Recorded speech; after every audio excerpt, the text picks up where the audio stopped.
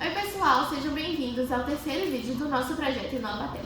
Agora teremos um momento com o técnico André de Souza, da equipe Brotabite. Bom, então falando um pouquinho da modelagem 3D, nada mais é que desenvolvimento, pode ser de personagens, objetos, cenários em dimensões tridimensionais, basicamente falado, mas dentro da robótica a gente utiliza normalmente para desenhar robô, garra, mecanismos e entre outros termos.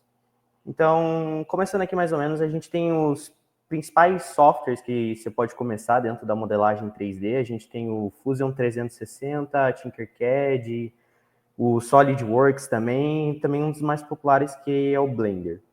Dentre todos esses softwares que a gente tem, um dos mais recomendados para iniciante realmente é o Tinkercad, por ele ser simples. É um dos mais básicos que você tem de funções e elementos que você pode utilizar para desenhar e modelar em 3D sua garra, seu robô. Mas quando a gente quer um pouco mais de precisão e detalhe, eu recomendaria mesmo o Fusion 360 ou então até mesmo o próprio Blender, que são softwares que você consegue trazer mais recursos para dentro deles. Um exemplo do Fusion 360 é que você consegue achar diversos arquivos na internet que trazem, você consegue tipo de peças, garras, mecanismos, motores, rodas, entre outros.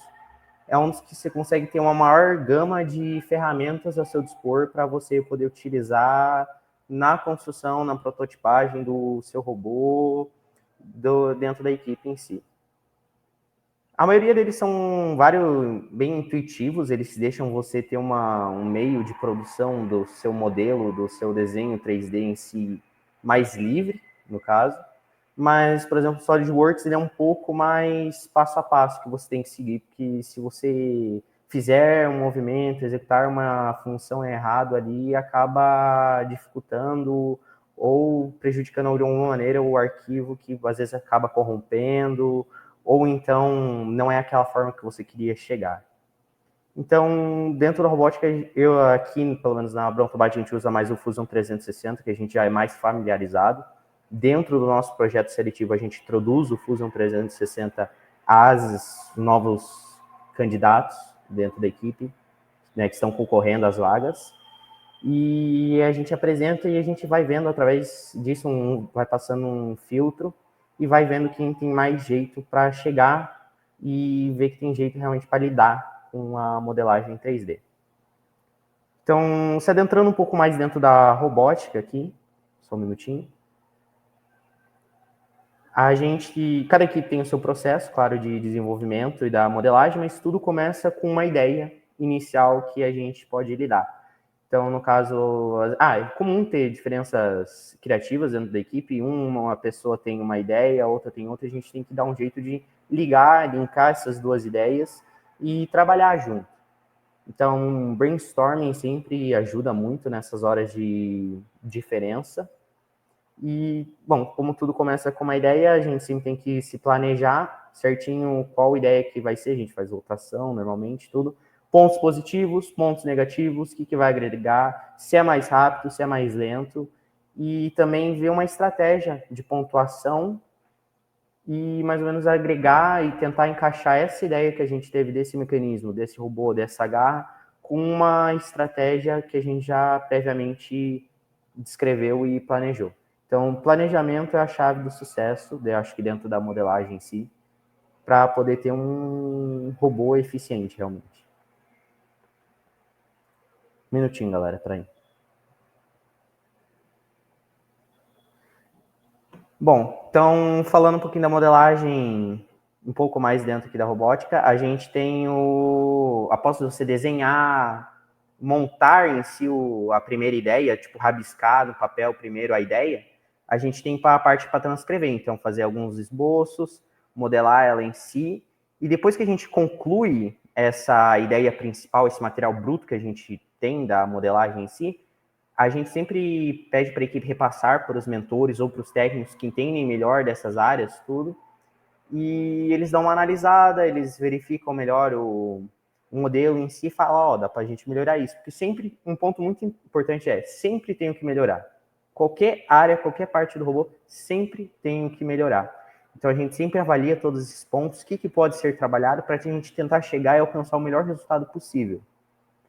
Então, sempre que depois que a gente termina, que a equipe termina ali a parte da modelagem, do desenho, tudo, e fala, ó, essa é a ideia, eles vão lá, a gente marca um dia, eles apresentam para nós toda a ideia bonitinha, explicando cada funcionamento de cada mecanismo, cada parte em si, componente específico, e depois a gente debate um pouco, só os técnicos e mentores ali, a gente debate um pouco depois melhor, e vê, repassa depois para a equipe, no caso, o que pode melhorar. E dentro dessa parte também da modelagem 3D, a gente tem que se preocupar muito também com a manufatura, porque uma coisa está interligada com a outra. Então, tipo, não adianta a gente fazer algo muito complexo dentro da parte de modelagem e não dá para executar não dá para a gente produzir esse modelo por ser muito complexo ou por ser realmente, tipo, às vezes muito inviável da gente poder produzir esse modelo. Então, sempre a gente tem que se preocupar com essa outra parte também, porque, querendo ou não, a gente é uma equipe, a gente tem que se ajudar. Então, a gente tem de processo de manufatura da produção da modelagem 3D, a gente tem que se preocupar com impressão 3D, que normalmente a gente utiliza mais para garra, protótipo de mecanismo, às vezes suporte do motor e essas coisas, e também o design do robô também. A gente tem o corte a laser, que é mais utilizado para chapa de MDF, normalmente a gente corta para servir de base e modelo para ver, tipo, tá batendo a furação, tá certinho as medidas, tudo, aí sim executado depois o corte a laser no material final, material principal em si. E a gente também tem a usinagem, que é um pouco mais complicada, porque dependendo do como for o modelo ali, a usinagem ela sofre bastante. É raro, mais ou menos, às vezes, que em si você usina, é mais casos muito específicos, tipo motor, suporte de motor, chassi, que você vai usinar a peça, e dependendo como é o desenho, como você executa aquilo dali, durante o processo da modelagem e da criação, você vai acabar afetando muito a parte da usinagem, e isso pode acabar gerando um atraso, o que vai acabar atrasando todo o cronograma da equipe, toda a produção, e isso vai acabar gerando um delay muito grande no prazo de entrega das coisas, o que eventualmente acaba afetando a equipe de uma maneira bem negativa. Às vezes não dá tempo de terminar robô, não dá tempo de terminar mecanismo, o que também acarreta todo o resto da programação também no robô. Então, a modelagem, a gente tem que se preocupar muito com tudo isso, porque uma coisa leva a outra. E é a partir da modelagem que a gente começa a ter uma ideia do robô e do que a gente quer. E também, sem robô, não há programação. Então, se demorar muito em umas etapas, é um processo. Se demorar muito aqui na frente, vai acabar atrasando lá mais futuramente. Já fora da robótica, a modelagem 3D, a gente consegue trabalhar muito na área tipo de saúde, projetando, desenhando, pode ser ossos, ou então juntas, outros pontos que a gente consegue trabalhar muito é educação com materiais didáticos, desenvolvimento de materiais didáticos para crianças, fora a educação mais para voltar para a área da indústria também, no caso faculdades, ensino médio também, com o novo ensino médio técnico você consegue trabalhar a modelagem em 3D dentro disso. E também a área da indústria é outra área que você consegue trabalhar muito com modelagem, na parte de desenho de carro, peças, maquinários. Então, tem uma gama bem ampla do que a modelagem 3D pode fazer hoje em dia, porque tudo começa com uma ideia, e a modelagem 3D nada mais é que uma maneira de visualizar e projetar essa ideia que a pessoa teve para um computador para poder expor a outras pessoas, e também uma maneira de viabilizar que seja produzida e executada essa ideia. Então, a gama realmente da modelagem 3D é algo muito amplo atualmente.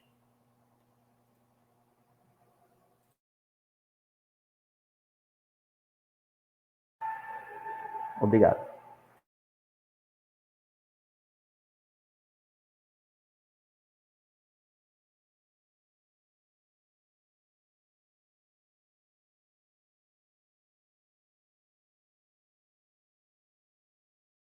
Estão mutados.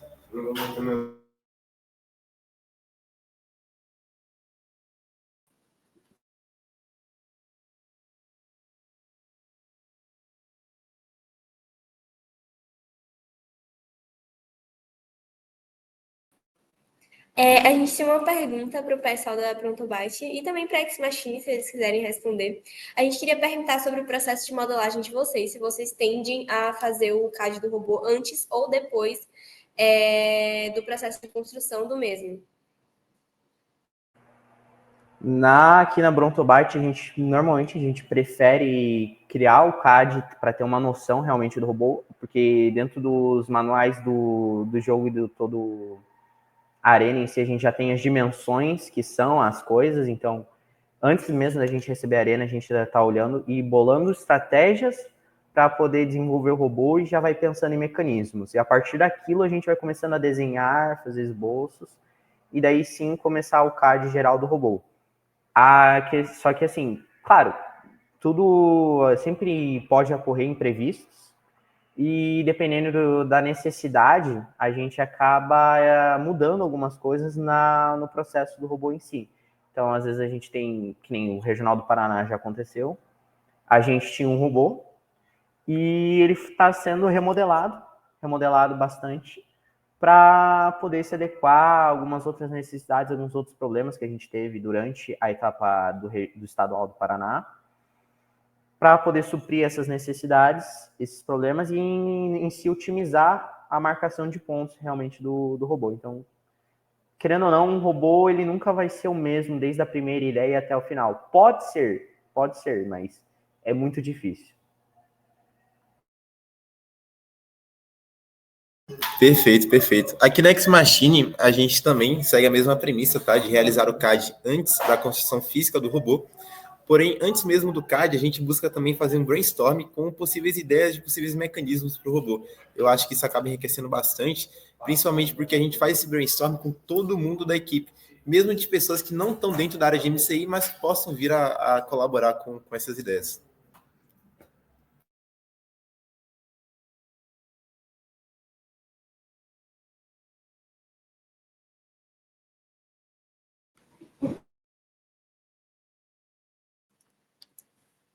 Assim, galera, falando mais especificamente com a Beltobad, como é o processo de vocês para o regional? Já que a gente ex aqui não tem regional, a gente queria saber como vocês se preparam, sabendo que vocês podem ainda passar para o nacional, mas vocês têm uma competição muito perto, ainda mais no Paraná, que foi a primeira, foi menos de um mês de campeonato quase. Olha, falar que foi uma loucura realmente, porque até a última temporada a gente não tinha regional. Então, na última temporada, o que acontece? Como a Brontobyte a gente é equipe SESI e Senai, a gente tem o maior número de equipes. Se eu não me engano, aqui no Paraná, a gente só tem uma equipe que é estadual. Então, essa estadual, na última temporada, já estava com a vaga meio que garantida. Era mais uma disputa entre as equipes do SESI em si, porque o SESI, como que ele que banca a viagem e tudo e nos leva até lá, então realmente foi algo muito complicado. E a gente teve que gravar um vídeo com um robô, a equipe toda se apresentava, gravava um round oficial do robô executando todos o round normal, pontuação, timer, soundboard, tudo, e depois enviava junto com o portfólio de engenharia para uma equipe geral que estava avaliando os juízes realmente da FTC, avaliando qual equipe que iria para a etapa do Nacional lá em Brasília. A gente, felizmente, passou. E agora, nessa temporada, aconteceu que dobrou o número de equipes do Paraná, de uma temporada para outra dobrou, então realmente foi um crescimento muito grande. Muitas equipes novas começando, então sempre é bom conhecer e ver que essa área da robótica está crescendo. E foi o nosso primeiro regional realmente oficial. Foi uma experiência totalmente nova. Eu, como mentor, eu fiquei mais cuidando do pitch, tomando conta das coisas, porque infelizmente durante esses eventos sempre tem pessoas que se aproveitam desse momento e roubam itens, essas coisas, que realmente é algo bem chato. Então, eu sempre estava tomando conta das coisas da equipe, sempre trazendo o alimento, o lanche, que eles separam os kits e entregando para a equipe, distribuindo. Foi uma experiência realmente diferente, experienciar um regional de FTC, eu nunca achei que, pessoalmente, eu veria isso, que eu conheci a Bronto na primeira temporada dela, nunca achei que a FTC passaria por um regional, mas acabou passando. Olha, foi tenso, foi suado, porque realmente um mês é bem pouco para montar tudo, um robô, banner, apresentação, portfólio de engenharia, a equipe com membros relativamente boa parte nova. A gente tinha 3 membros que já participaram realmente da FTC, mas a gente teve membros que participaram da FLL, da Yottabyte, que está ali no quadro, participaram da Yottabyte e já viram um pouco de perto como que era mais ou menos. Então a gente tinha uma prévia noção do que seria, mas não realmente o que seria na pele. E ver o crescimento da equipe também, como as pessoas evoluíram, foi algo realmente bem marcante. Então realmente não foi fácil, a gente teve reunião quase que todo dia para organizar os pontos e atualizar, manter todo mundo atualizado das coisas. Mark sempre ali com os PCs trabalhando, suando. O galera do robô também quase toda hora fazendo barulho, realmente faz parte, querendo ou não, porque é uma sala só para 2 equipes, porque a gente também divide com a nossa equipe irmã de FRC, que é a Steampunk Monkey, a gente divide com eles a sala, então é dividir ferramenta. Tudo bem que realmente como o nosso regional era aquele, né, estadual, a maioria, a gente tinha uma certa preferência, prioridade, por assim dizer, na questão de utilizo das ferramentas na sala, dos materiais. Então, com muito suor, com muita paciência e conversa, muito choro, a gente conseguiu passar. Ganhar um Spire foi realmente um momento que eu não estava esperando, mas a aliança finalista também foi um prêmio que foi suado porque na arena de treino, no teste, o robô estava indo tranquilo, fazia bonitinho ali, a programação ali top, chegava no round oficial lá, alguma coisa acontecia, ou com um braço que soltava corrente, ou desregulava o carretel, ou na programação que o robô simplesmente ele deixava de executar um pedaço da programação em si. Então, realmente foi bem tenso esses momentos. A gente chuta ser por causa da interferência dos equipamentos de transmissão e som, porque no nosso estadual, no local que ocorreu, a arena de teste, de treino, ficava mais afastado de onde era oficial, não tinha câmera, nem nada, ficava bem atrás das arquibancadas, só tinha uma iluminação. Então, tipo, como no oficial a gente tinha outros equipamentos de transmissão realmente ali perto, acabava dando essa interferência em si e acabava acarretando esses problemas. Mas foi uma experiência interessante, realmente, ver o primeiro regional, primeiro estadual de FTC do Paraná, de perto.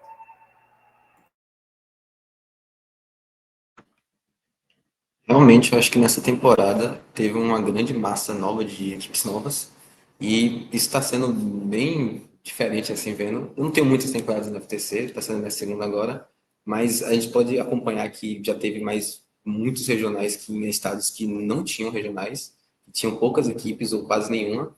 Então, está crescendo bastante o número de equipes de FTC, a robótica está se expandindo. Eu queria saber o que vocês acham disso no geral e como isso vai impactar ao longo dos anos.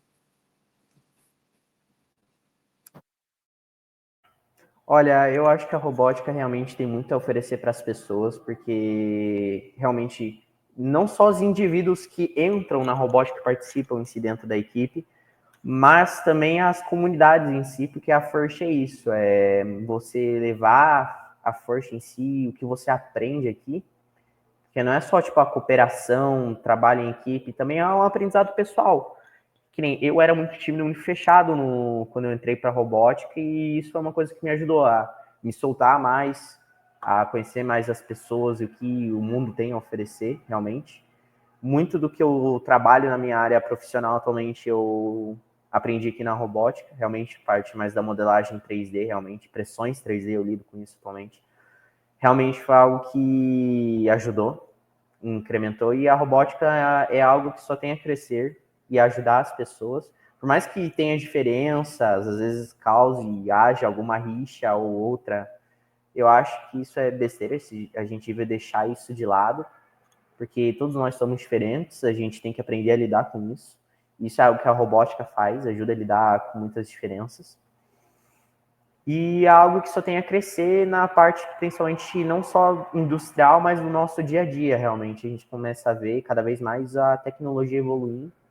E, querendo ou não, isso é algo que a robótica proporciona, seja pelo robô em si ou pelo próprio exemplo do marketing, os posts. É uma empresa. Você aprende a lidar como dentro de uma empresa, basicamente. Você tem metas, prazos, regras, no caso, também, né? Deveres a serem cumpridos. E também sempre prezando pela boa convivência e pelo respeito entre todos.